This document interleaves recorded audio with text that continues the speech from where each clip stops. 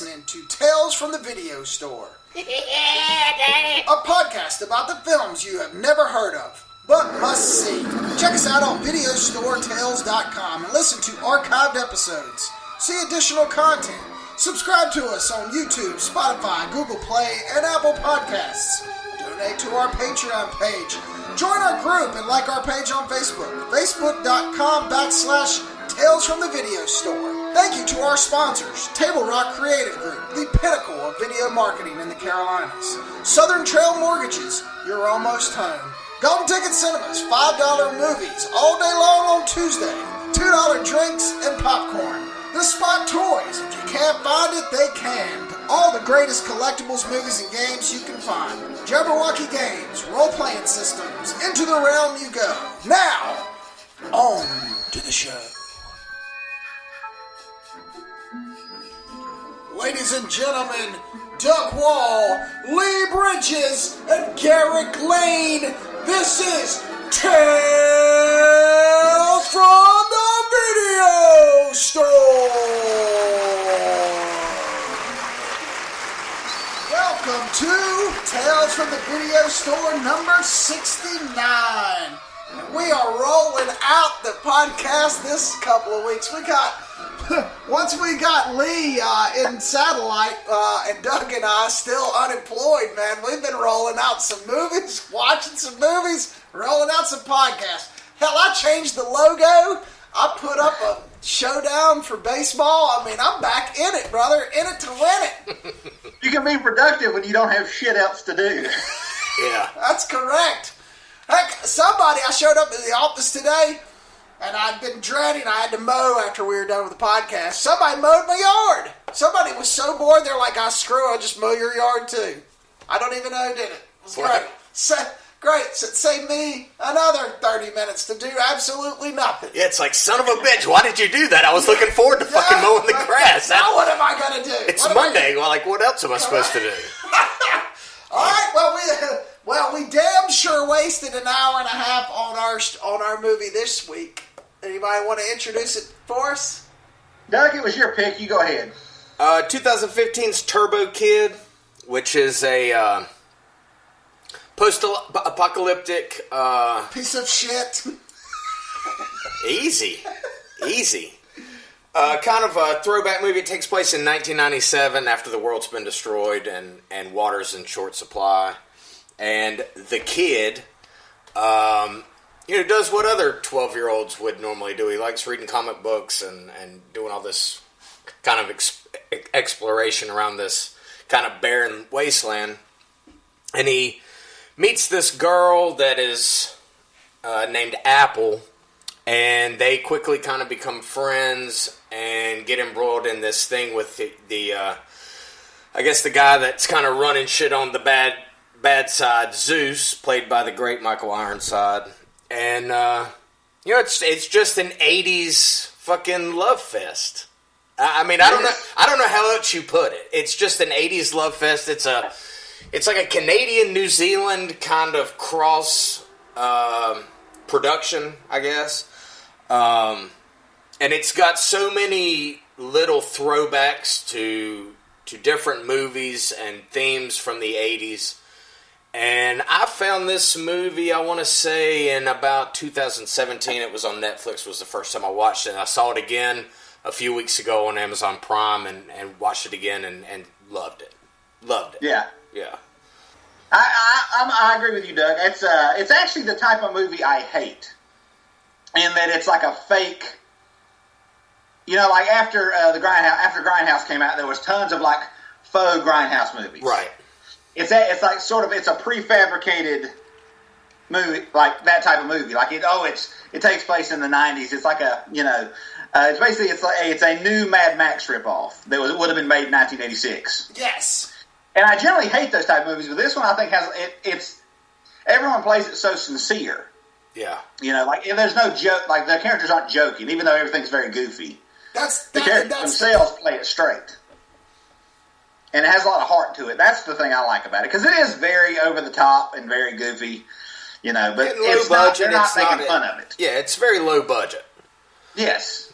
But that's what, like you say, that kind of makes it even more endearing. Like, what it reminds me of is, in the early 80s, there was all these Mad Max ripoffs made in Italy that are just fucking atrocious. And that's kind of what the look it has to it. Yeah. Garrick, Garrick, what did you think? Okay, so I 100% agree with you, but here's my problem with the movie. Okay, you know what? I'm not going to thrash it, even though I was being a little bit dramatic. Thrash it. I don't fucking care. You know what? I'm not going to thrash it. The problem is that I've watched it twice, and I can't put my finger on what I don't like. There's something about it I don't like, and I think Lee's review kind of made me realize that I know what it is now. It's that it's taking itself too serious. Like, it's great. Like, okay, so let me start with the practical effects are fantastically good. Yeah. Even though they're fantastically fake. The story is the 80s references are great. Like, I mean, the best reference ever is when Apple lifts the gnome and goes, "This is my gnome stick." Clear tribute to Army of Darkness when he's like, "This is my boomstick." Yeah. That's great. In Battle was fantastic. But I still didn't like it. And I don't know why. I don't have any idea why. And I think it's because it took itself too serious. That's just my opinion. I didn't think it took itself seriously at all, and that's why I liked it, I think. I just meant that the actors, like, they're not being, they're not, it's not like they're winking at the camera like they know they're in a movie. Right. It's, they are, in this, they're playing the character straight, whereas everything else, like the practical effects, are very sort of, just splatter effects. So the guy gets his guts pulled out by the bicycle, I mean, that's perfect, right? Right. And it's just, I appreciate that they tried to make a movie as opposed to just making, like, Sharknado. Right, and I agree with that. I mean, like I said, listen, from a scale from 1 to 10, I'll give it a 6.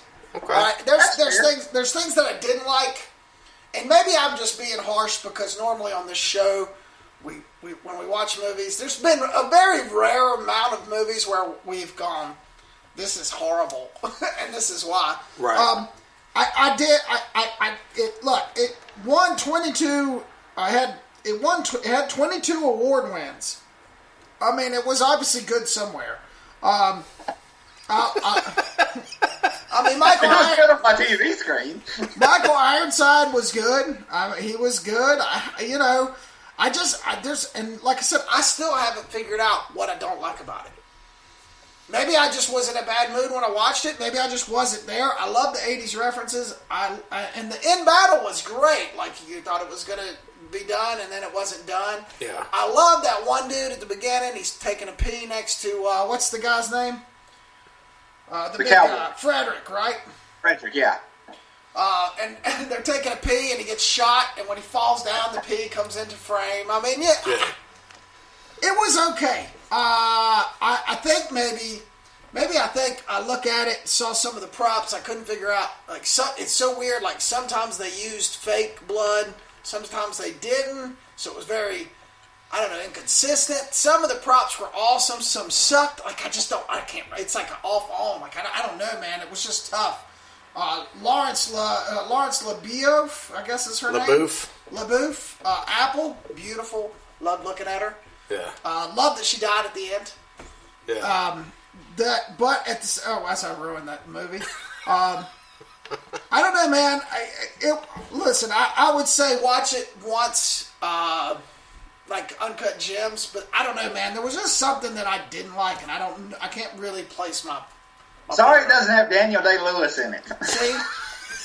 David Mamet didn't write the fucking script. Sorry. You know what? This is the problem I have with you assholes. Asshole.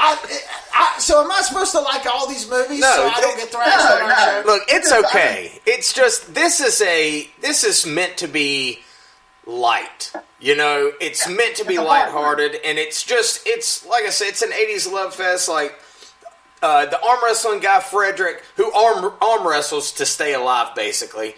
He's Indiana Jones, right? Yeah. The kid and everybody in this is riding around on BMX bikes, so it's like it kind of reminded me of like E.T., You know, where everybody's riding the... He's just like Mega Man. Yeah, dressed like Mega Man. Yeah. Zeus, the Michael Ironside character, is the Terminator. He even loses an eye, the same one that Arnold loses in the original Terminator. The guy with the big hat from like Big Trouble in Little China. Yeah. The Soylent Green references to where they're, you know, it's not they're making food out of the people, but they're squeezing water out of them. I mean, I appreciated all that shit. You know, and I like the low tech when there are special effects used. I like the low tech look. Right. Because I think one thing, it the felt fact like that nobody has made an action figure out of the Skeletron character is a fucking travesty. Yeah, that guy's awesome. Okay, I agree with that 100%. Yeah. Like that was one thing I did say. I was like, if this would have been a very popular movie, there would have been action figures because they were that was kind of cool.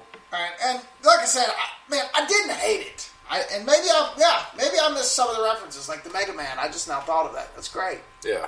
You know, maybe I'm just dumb and just missed some of that stuff when I watched it. The writing was, I like the wasteland idea, and I like the gore. I don't know, man. The jury is still out. I didn't hate it. I am not. That's okay. I'm not raving over it, but I didn't hate it. Right. Did the over-the-top gore, did you think it added to the movie or took away from it in any way? I mean, I thought it was perfect. Oh, I think it added to it because, I mean, the only thing is, and this from a marketing standpoint, you know, if you take some of that gore away, of course, I guess it wouldn't matter because if you're doing the 80s, like, River watched the first 15 minutes of this and was like, what is this? What's going on? Just didn't really get it. So I guess you're right. Like, you're catering to our... It's a generational... Yeah, it's definitely a generational movie. But Doug, you said your son loved it. Yeah, Oliver watched it with me and loved it. He was like, this is the best thing I've ever seen. Especially, like, the last fight scenes, like, where the dude ends up on top of the other dude's half, and then, the half on top. He just was like, I love Turbo Kid, and I'm like, yeah, all right, good deal. And maybe because I've inundated him with so many 80s movies that he was able to make some of those references without me prompting him. He was like, Daddy, that's Indiana Jones. I was like, see, now you're getting it.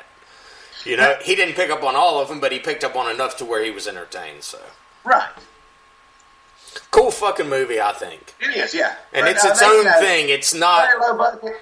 Yeah, it doesn't remind me of anything else other than, like Lee said, like some early 80s kind of rip-offs of... like Mad Max, Escape from New York, stuff like that. But I didn't think this was just its own thing, you know, and I read that, you know, in 2016 they were talking about doing a sequel, and now it's 2020, and I haven't heard anything else about it, so I'm assuming that I guess didn't. And I want to say one thing about the tone of the movie. It's very hard to be sweet and gross at the same time.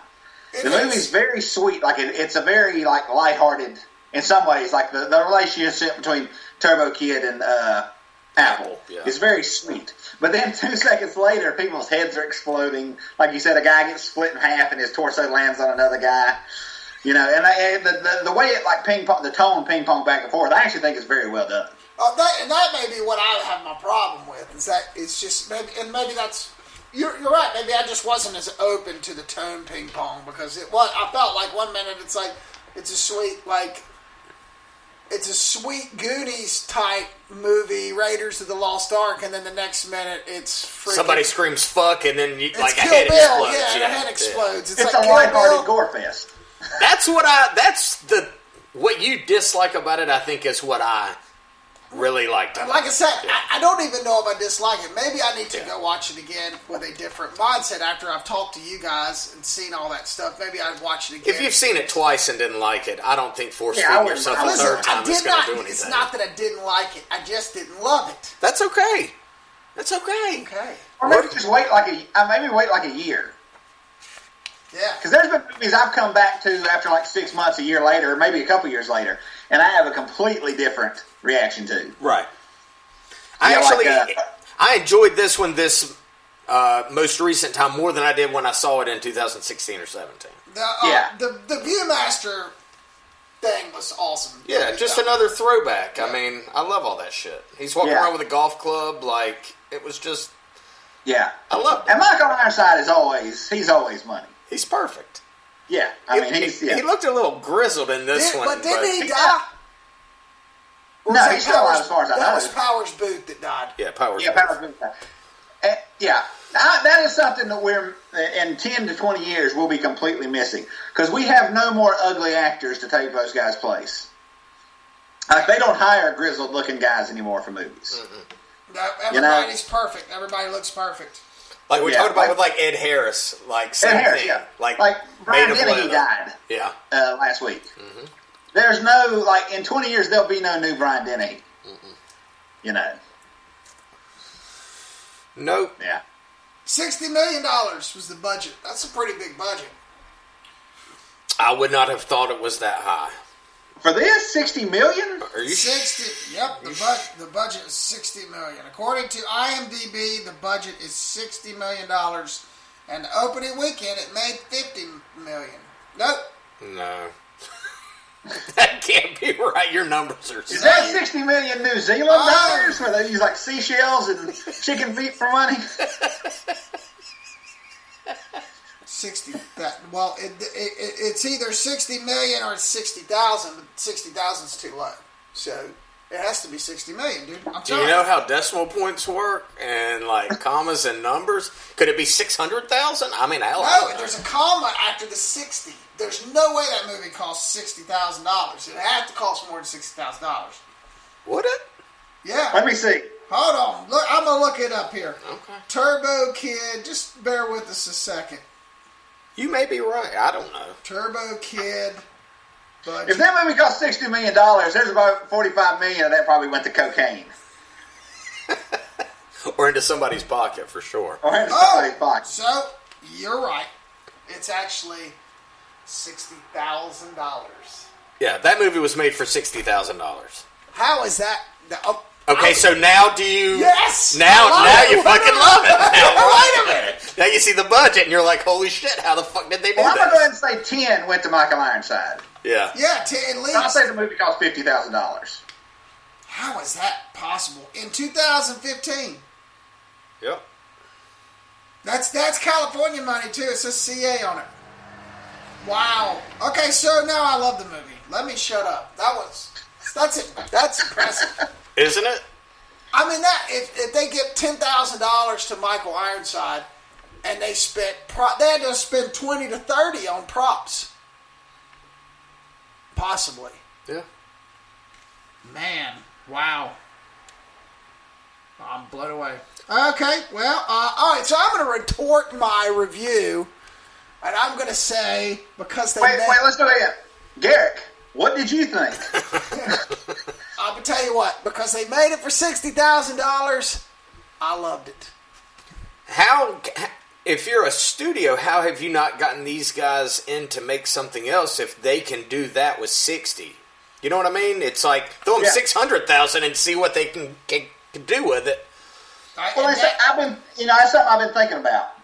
Because when the Harley Quinn movie came out, like in January, February, whatever, the woman who directed it, she had directed some low-budget drama beforehand. Yeah. Right? And then she directed this. Well, after she finished shooting it, they had to bring in the guy, the John Wick director, and have him reshoot all the action scenes. So these people, they're the type of people who should be getting hired for these type of projects. Right. As opposed to like somebody who made some,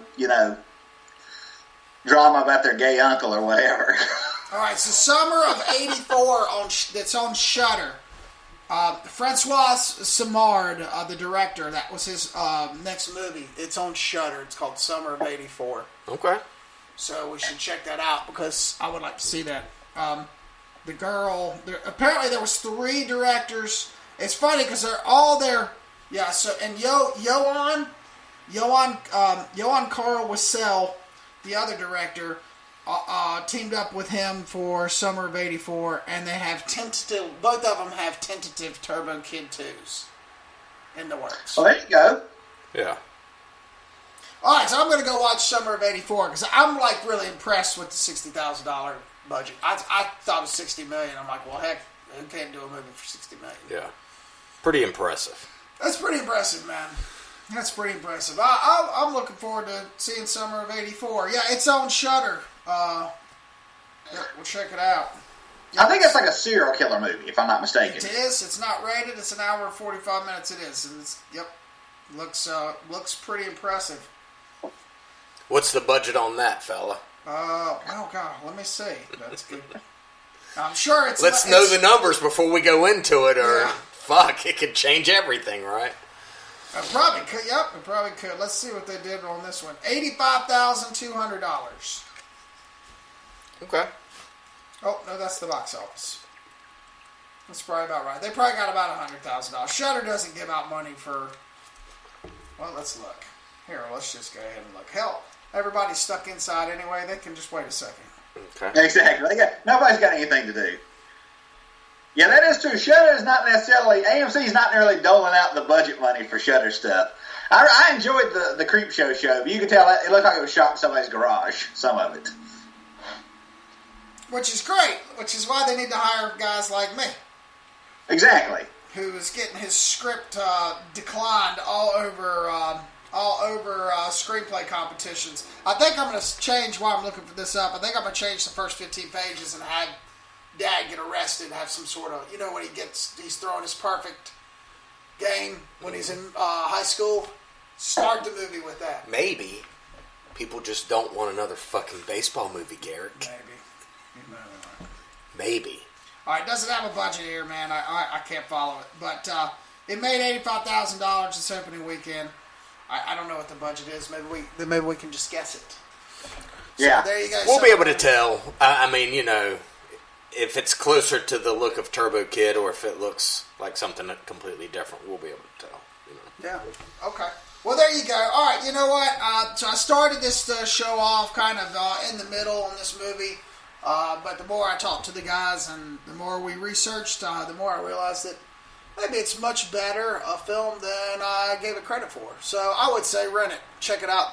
You tell me. Yeah, it's on Amazon Prime. Yeah, Prime. Yeah. Post it up on our Facebook page. Tell everybody in the world how much of an idiot I am. They know. Well, I know this is not the the only movie that we've watched in our week. Actually, it's been like 4 days since we recorded the last one. I've watched 16 movies. No, okay. I'm just kidding. I'm just kidding. Go ahead, Doug. What have you watched? I watched another kind of late 80s, early 90s throwback movie that I found on Amazon Prime from 2018 called Hot Summer Nights, starring Timothy Chalamet. I believe is how you pronounce his name. Man, that sounds awesome. Is there nudity in that? A little bit. I think. Sounds like it'd be a lot. Well, he's like a young kid. He's like 15. He's got asthma, and he kind of lives in this coastal town. It's almost like kind of a Jersey Shore kind of a place, and he ends up hooking up with this guy who's like the cool guy, in the town, who's a couple years older than him, and they start slinging weed together. And Chalamet's character he's just a really smart dude, and he starts kind of going from like small time like dime bagging, selling all this weed into like flipping massive amounts, and he's got people in other towns that are coming and buying bulk from him and his buddy. And through this, he kind of falls in love with this girl who he knows is his partner's sister, but his partner's sister does not know about it. And he had basically let it be known, nobody fucks with my sister. So that's where the kind of everything kind of turns. I really enjoyed it, man. It's not a very complex movie. It's pretty simple, but I thoroughly enjoyed it. I thought this Chalamet kid, I know he's in Dune, the upcoming Dune. He's Paul Atreides in the new Dune. Yeah. I like what he showed. I thought it was a cool movie. I wasn't familiar with anybody else that was in the movie that I can remember off the top of my head. But it's, like I say, it's on Prime, and you got time 2018's Hot Summer Nights. Isn't the girl from It Follows in it? Maybe. The blonde girl? Maybe. Yeah. I'll say sure. Yeah. Okay. Yeah. I mean, she just looks like a late 80s, early 90s blonde. I guess it's the same chick. Right. I didn't even look. But a neat movie. You might like it, Lee. I don't know. You might hate it. And then I was feeling nostalgic and flipped around on Netflix and found Terminator Salvation from 2009, done by the infamous McG. All right. I don't know if he's made anything else that I've liked ever. They won't allow him to. He changes his fucking name. But I will say this. This is by far and away the best last Terminator movie. This, like, the original, the second one, and then it should have just been this one, and then, like, that's it. I would have been fine with. It just should have ended a long time ago. Sam Worthington, Christian Bale, Anton Yelchin. It's fucking awesome. And we talked about it a few weeks ago. You kind of said, it's kind of just like, it's like fan porn because it's just, it's all you want to see. Is that young people in 2009 who maybe hadn't seen T2, they go see it, you don't know what they're talking about. Like, it references everything. It uses the Guns N' Roses song from T2 in it. Yes, it does. So, like, when it happened, I got all chill. I got all the feels. I was like, yeah, they're doing it. So, if you're not a fan, I can't imagine anybody enjoying it. Right. But being a huge fan like I am, I loved it. For somebody else coming in and picking up this story at this time, I thought it was really well done, and kind of sucks that it's kind of not even really considered part of the Terminator universe, I guess. Right. There's a cool scene where there is a CGI Arnold, from 84 that they have to battle. And it doesn't look bad, and it's not in it enough to where it bothers you. It's just like, that's cool. It's really fast, and I like that. Cool fucking movie. If you haven't seen it, if you love Terminator T2, I highly recommend this over the actual Terminator 3, which is fucking horrific. It is. That is starring Arnold Schwarzenegger, and it's just terrible. The only good part of T3 is at the end when John Connor talks to the army guys in the bunker. Where it's like it is Judgment Day. Yeah. That's the only good moment in it. Yeah, it just... it failed on every level that I felt like Terminator Salvation kind of won. I thoroughly enjoyed every bit of it. Yeah. That was the infamous movie that Christian Bale yelled at the... Lost his shit. Yeah, lost his crap on a cameraman. Yeah.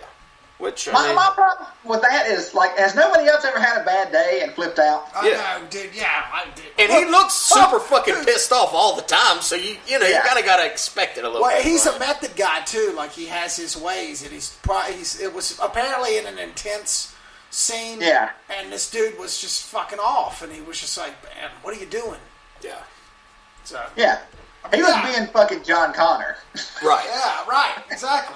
It's like, do my shit. And that sucks. Yeah, and he gets that kind of treatment. Daniel Day-Lewis can be Bill the Butcher.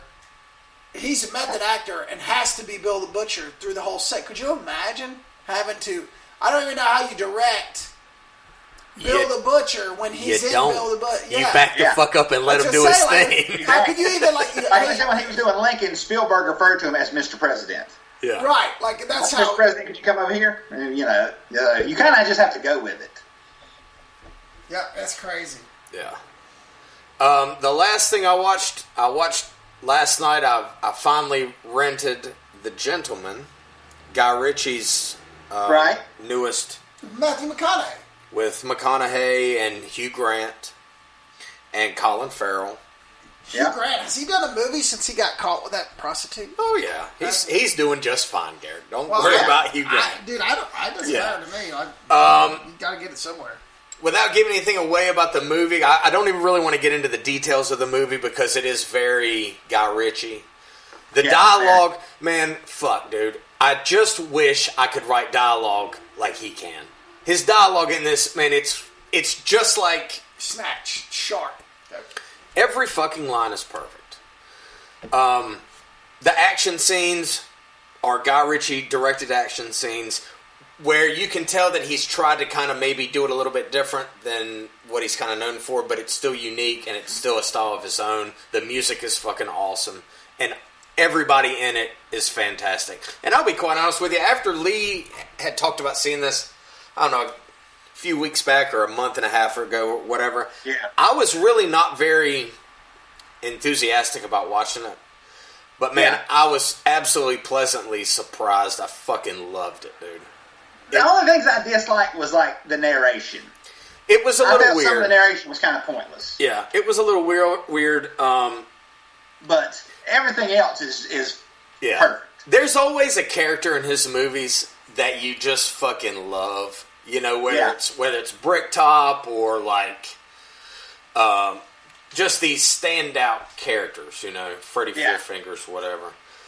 Colin Farrell as the coach in this is the fucking shit, dude. He steals the whole fucking movie. Where'd you get it? Redbox?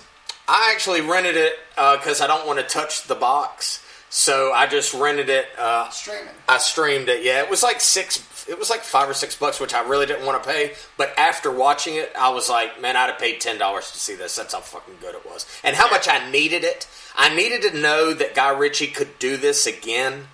Yeah. And knowing that he wrote and directed this, I was like, fuck yeah, dude. I love that guy. Like, it brings back all the reasons that you ever liked him in the first place. Oh, yeah. And I forgive him for, you know, doing some of the shit he's done. Because, I mean, life, you know. Yeah. But this was fucking perfect, dude. This was really good. Garrick, I cannot wait for you to see this because you will fucking eat it up, dude. It's the first scene Colin Farrell's in where he gets into the slap fight in the chicken place. Yeah. Dude, that's one of the best scenes I've seen in a long time. Yeah. Where he's like, all right, insult me. He's like, be funny. He's like, now make it funny. Yeah. He's like, fuck you. He's like, oh, that's disappointing. Yeah. It's like, all you kids want to sit around and do heroin? He's like, I just don't get it. Like, do something with your fucking selves. Yeah. And then they kind of realize who he is. What's that? He's the best character in the movie. Absolutely, man. I kept waiting for him because he's not like one of the main guys until he kind of is introduced, and then from then into the end, he is a main character in it. But man, he was so fucking good at it. And Hugh Grant. Speaking of Hugh Grant, who plays this homosexual private investigator that's trying to kind of tell the story and kind of ringlead this whole thing, is fucking great in it too. My only complaint, and I love Matthew McConaughey, I really do, but I don't see why he's in this movie. Right, I think he basically needed to get the movie made. You know, it's like, put fucking Statham in that role. If you know what I mean? Or some other English actor. I just thought it was very odd, McConaughey's character, because he is the main character and he's great in it. It's just, I don't know why you would put an American in this. You know, he's not trying to be English. They backstory it like, oh, he's from like Trailer Park, USA, and then but he's really smart, so he went to this school. That's the only, I mean, dude, that's a very small complaint. I mean, but all in all, I mean, initially, after about the first 15 minutes, I was fine with it. You know, it's like, okay, well, fine. And his character's fucking awesome, too. I mean, everybody in this is great. The scene with him and the Chinese drug lord is probably my favorite scene in the movie. Yeah. It's good, man. And, you know, it's a Guy Ritchie, man. You think you know, and then he kind of switches it up on you. And, like I said, the dialogue in this is just, fuck, man. It just killed me, man. Every line, I was just like, God damn, this motherfucker writing dialogue, dude. It's just, he's got a true talent at writing fucking dialogue, man. I mean, and it's a lot better than most, and probably a lot better than he gets credit for. Yeah, and after 10 years of doing blockbusters, I was kind of worried. I was like, oh man, I don't know if, Yeah. Because sometimes the directors try to go back to what they did when they were younger. It doesn't work out. Right. Yeah. All right, I'll check that out.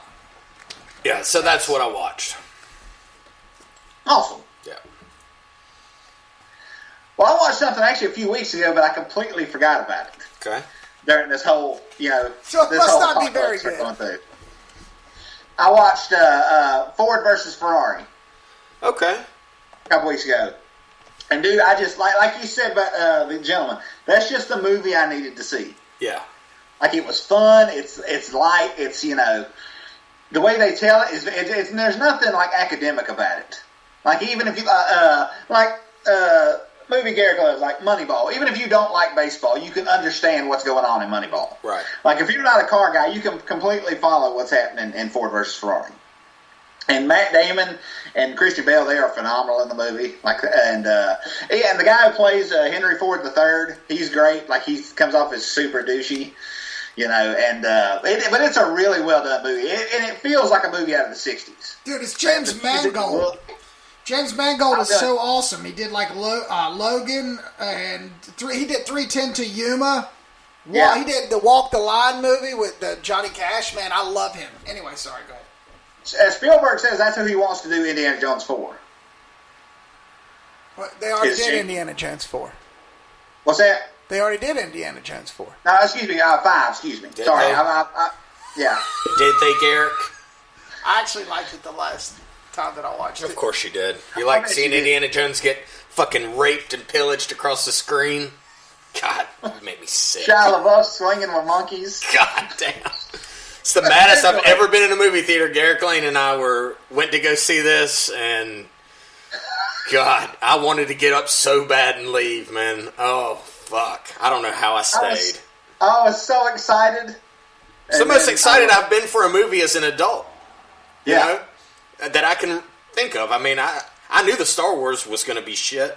I didn't get excited about that, but just thinking about Dr. Jones, I was like, they're not going to fuck this up.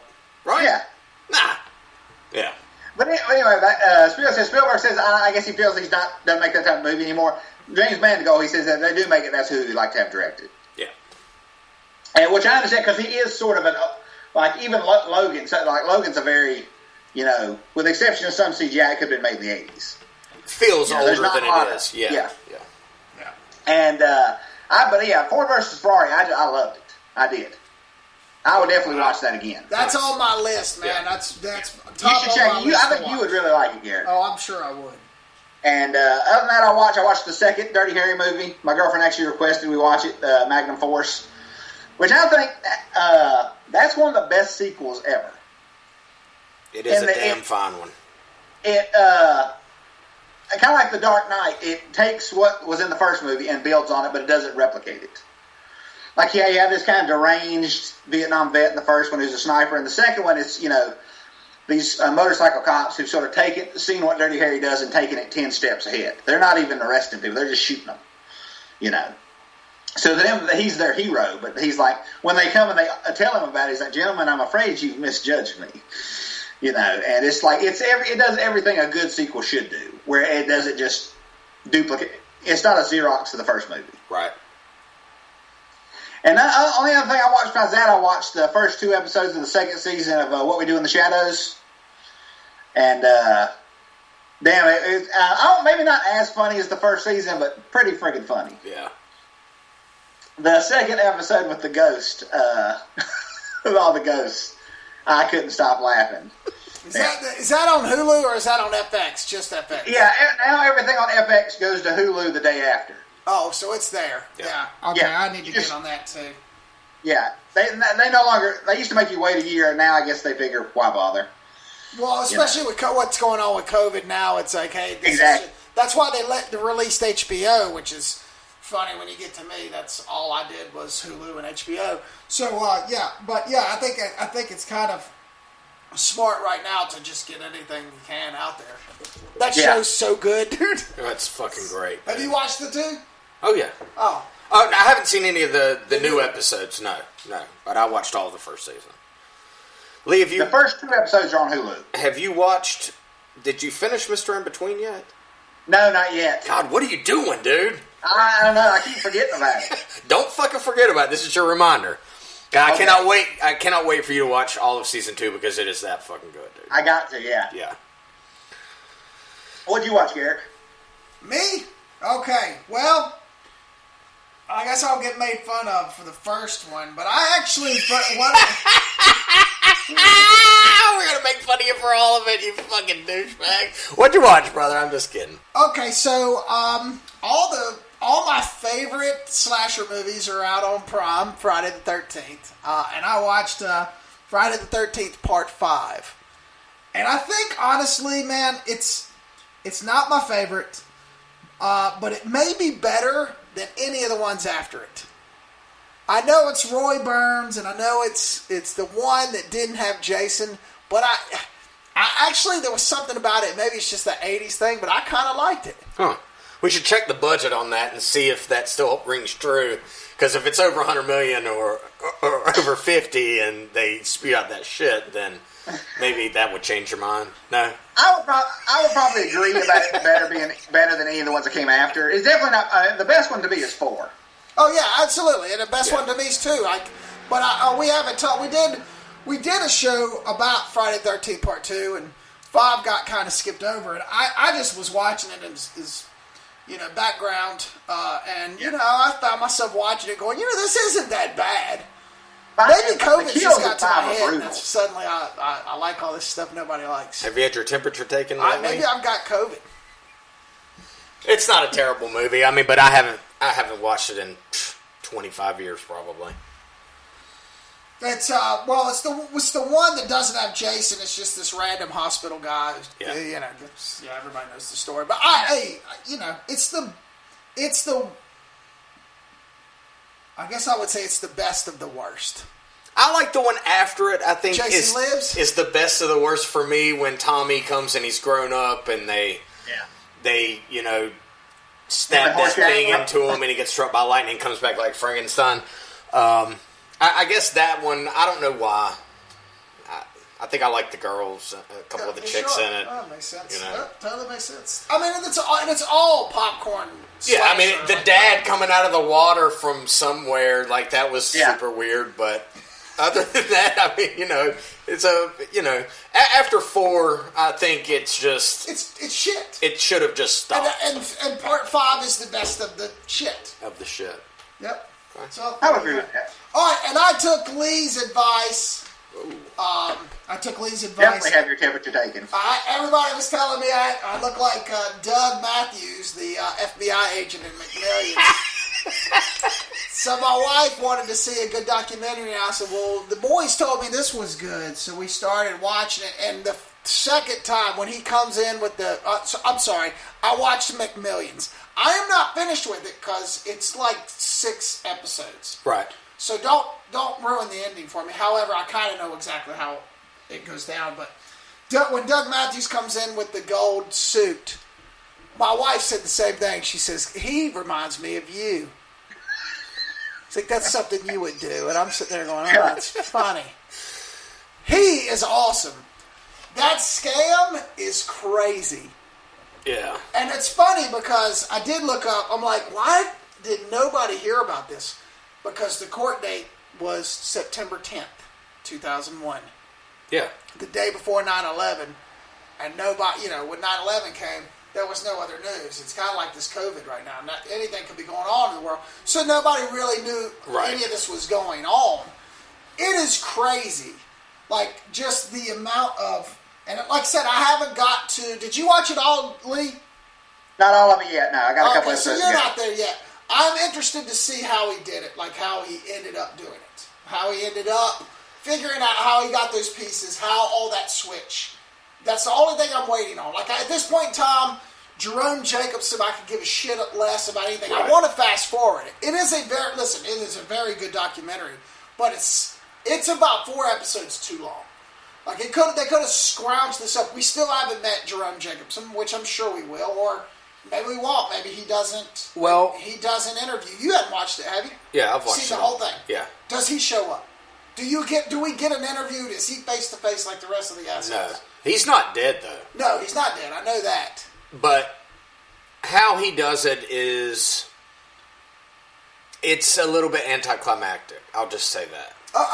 Because every episode, they're like, we just can't figure out how he's doing it, and then when it's kind of revealed how he did it, you're like, oh, okay. He was a smart guy. He was a crooked guy. And he just... Some opportunities fell in his lap, and he took advantage of them. And then, in turn, took advantage of, a whole lot of people in this. Oh, yeah. Like the black lady. Like, just totally... All of them. She didn't think about giving Columbo $25 million. I'm going to give him $25,000. She gets $50,000 a year. She's got to give him half of it. Then taxes take $10,000. She ends up with $10,000. And now you're locked into this $1 million. You're getting an extra $10,000 a year for however long. I mean, let me tell you this. I'm going to say this. To Jerome Jacobson and Andrew Glum and Jerry Colombo. I took my allowance and rode my fucking bike 5 miles from my parents' house to that freaking McDonald's close to your old house. Yeah.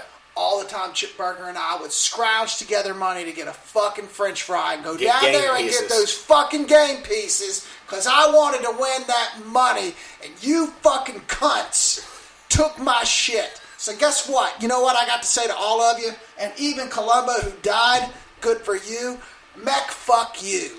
Mech, fuck you, you pieces of shit.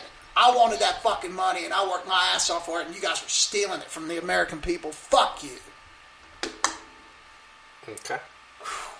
This pisses me off. I kind of was thinking, like, how somebody or a group of people hasn't tried to sue McDonald's over this. Right.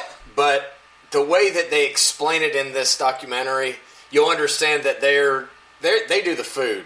Yeah. They didn't have anything to do with That's any why of this. they agreed to do this documentary, is because they're scotch free. They gave it all to Simon. That'd be like McDonald's giving it all to Table Rock Creative and us rolling with it. Yeah. And dude, and it's funny, there was one statement by Andrew Glum where he said, dude, this is all, some baker, that baker guy from South Carolina is like, this is stealing, man. That's $1 million we're stealing. He says, it's figured in. Do you know how their sales go up by 7 or 8%? Mm-hmm. This is all this $1 million is figured into the game. It's not even, we're not even taking money. Right. People like my fucking 7-year-old asshole, me and Chip Burger taking our freaking money and giving it to the 127 McDonald's was all figured into that dude's $1 million. Yeah. It's crazy. Yeah. I hope they all burn. I can't wait. I hope they all burn, because I'm serious. Like, I was dead in on that. That pisses me off. And a lot of people spend a lot of money. It's going to piss you off even more when you get to the end then. Good. Great. I'll say that. Mech, fuck you. You fat fucks. I hope y'all burn in hell. And so, with that said... Garrick. What? Listen. Would you do it? If you handed me $1 million piece and said, I've got the $1 million piece, would you do it? What the fuck do you mean? Of course I would. Who the fuck wouldn't? Who in their right fucking mind wouldn't? You would pay... The only reason... Look, dude, the only reason these guys got busted is because they were fucking stupid. If they wouldn't have been stupid and given all this shit to their fucking friends and family... Yeah. This would have never been... Everybody won in South Carolina, Georgia, and Florida. Nobody in California. Nobody even picked it up. There's an interview with a guy who worked at the Greenville Gazette, and he's like, it never even entered into our minds that all these winners, like the last 4 fucking $1 million winners, were from South Carolina. He's like, that should have rang bells, but it didn't. Like, I don't know, man. You're just going to have to watch the whole thing and see for yourself kind of how this whole thing falls apart. How he did it initially, and then how it all falls apart. I'm telling you, man, without just 1 or 2 things happen different in this, man, we'd never even fucking know that it ever happened. Right. Yeah. All right. Well, I finished right when the Baker guy's sister takes off and she's in the airport and they're watching him, and he puts his hand on her shoulder. I think that's episode 5. That's where I am. Okay. I would like to watch the rest, but my wife has dug into it too, so I'm not allowed to watch it without her. So okay. We'll get it out of there. And so then the McMillions actually drew me to another HBO Hulu special that I really actually would have cared less to watch. So I knew that Alexander Skarsgård and Nicole Kidman had won Best Actors. and it won Best Show. It's a show David E. Kelly did for HBO, Big Little Lies. It's got Reese Witherspoon.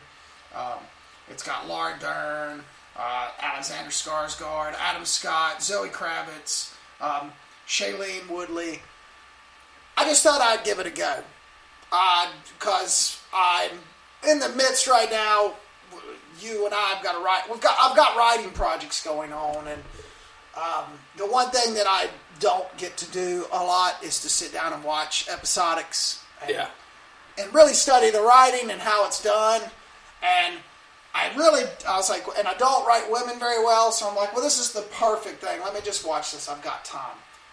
It's fantastic. Yeah. It's like, and it's all women, and it's all women problems, and I can't stop watching it. And the writing is so good, man. He is so good. David E. Kelly. I mean, he's been around forever. Have you gotten to the end of the first season? No, I am at 6. I am right when Reese Witherspoon, when they confront her at the puppets, and and what's his name's wife is like, yeah, she's been in love, and so you realize that all these lies, all this shit, all this stuff is really coming to surface. Yeah. And Nicole Kidman and Alexander, that's incredible acting. I've never seen anything like it. Like their relationship and how they do it, it's great. It's great writing. It's a great show.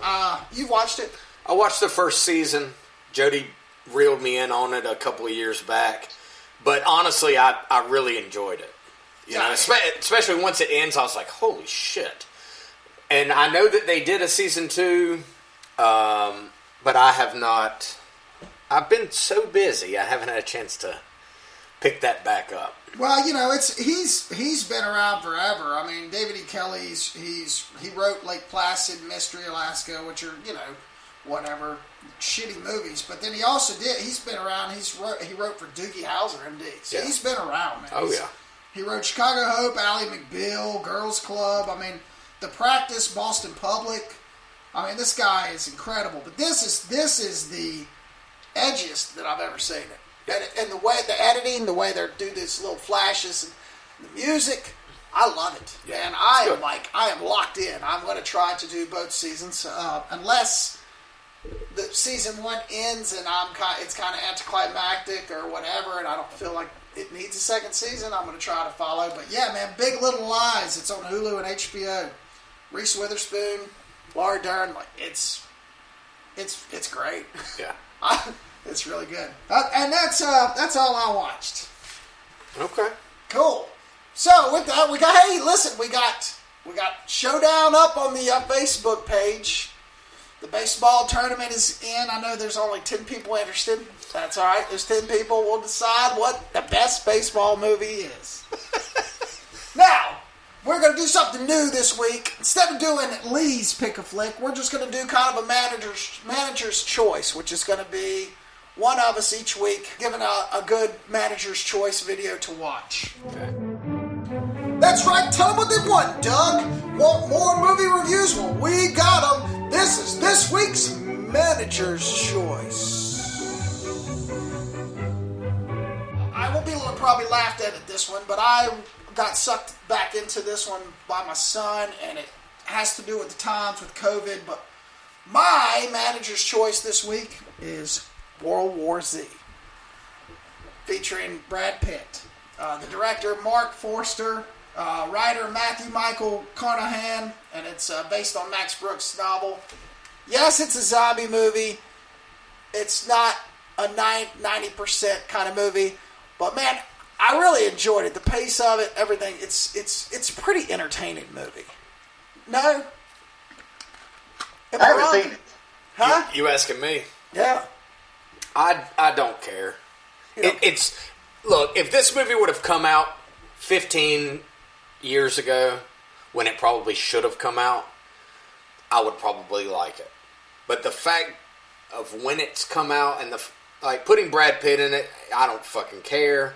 The story is nothing crazy. It's just a twist on every other zombie movie you've ever seen. But I don't know. It's entertaining the way they do it. Well, that's fine. I mean, it being entertaining and being good are not mutually exclusive. I like all kinds of shitty movies that entertain me, but you would be like, God, it's fucking garbage.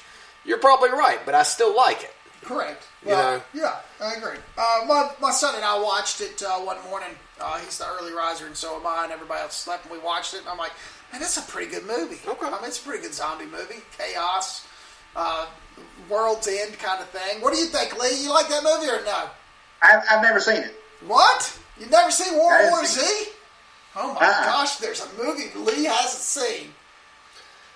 That's it. It is the end of days. It's the end of days. Well, I don't think a zombie movie should cost $100 million. Right. True. I have the exact opposite effect that Garrick had on Turbo Kid. It was like, oh, that's they made that for that. And I was like, oh, damn, that's too much money. I don't know. Yeah. Like, there's something, like when you watch the original Dawn of the Dead or Day of the Dead, there's something like handmade about it. I don't know. That appeals to me more so than something like that. Well, all right. Well, so anyway, so that's good. Well, hey, it's my manager's choice. Watch it. Absolutely. And we're gonna post up on. I'll post up on the from here on out the manager's choice. We will post up who liked it, who didn't, and you guys can agree with the following reviews. Pandemic was gone, and a few tornadoes, southern tornadoes, came through and completely demolished it. And they had been working over the winter on it. I mean, just completely demolished it. I think, and it saddens me because they were. I mean, it was almost done. It was ready to go. It's a drive-in theater, so it means a lot to me. They're very close to my heart. They are opening one of the what are they called? Regulars. I'm sorry. One of the regulars that go to the theater all the time is getting ready to start a GoFundMe page to possibly collect some money from people that love drive-ins and people that love Hounds drive-in to help with the construction or the reconstruction of the third screen. We will keep you posted on that, send a link out as soon as it comes up. But anyway, keep Hounds Drive-In and Kings Mountain in your heart. It's very sad to have actually built a complete third screen and have a tornado come through and in a matter of minutes have it all completely ripped apart. Anybody else? Since this whole thing's kicked off, they've been actually showing free movies on Saturday nights. Like, I think they showed, That's right. I don't know, movies been released in the last couple of years, not super old movies, but, just, and I think they had a stay in your car church service on Easter Sunday morning. And, they built a third screen, and I think they added another concession stand. Like, it's a new drive-in's less than 5 years old. So it's probably the only brand new drive-in in America. And that's really cool. The theater's still running. And that's cool. They're showing, free movies. If you go to their Facebook page, it is facebook.com/Hounds Drive-In. You'll see some of the videos from the church service and their what they offer. We're gonna give some support on. There's some pictures of the actual third screen, and it's completely ripped to shreds, man. It's terrible. It sucks because they've been. I mean, it's really the only place in Western North Carolina probably you can go see a movie at this point. And then they do all this stuff, and then nature comes by. I was like, nope, stop that. And like Garrick said, in like 2 minutes, it was ripped apart. And so hopefully they'll get it back up going again.